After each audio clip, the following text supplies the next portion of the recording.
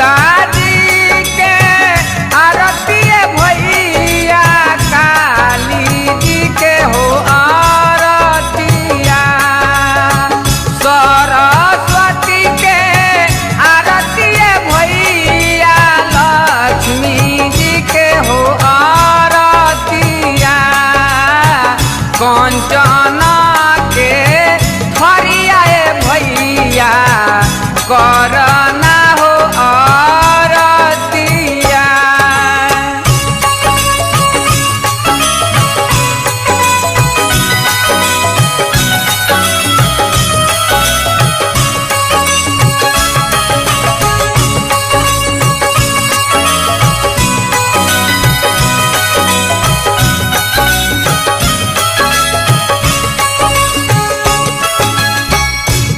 पिताजी के आरती भैया गौरा जी के आरतिया सीताजी के आरती भैया गौरा जी के आरतिया राधा जी के आरती भैया गंगा जी के आरतिया राधा जी के आरती भैया गंगा जी के आरतिया कंचन के हरिया भैया करना हो आरतिया।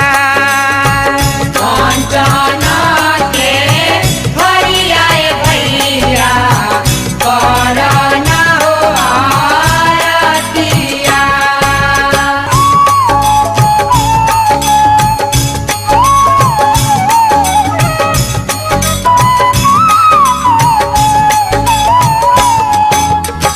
शीतला मैया के आरती भैया पटन देवी के आरतिया शीतला मैया के आरती भैया पटन देवी के आरतिया जरती माई के आरती भैया थावे वाली के आरतिया कंचन के हरिया भैया करना हो आरतिया।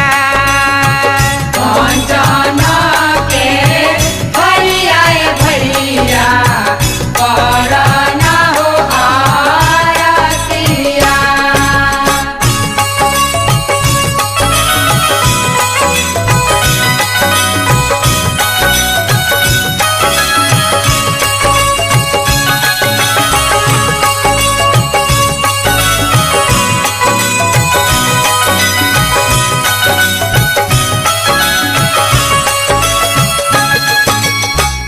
सती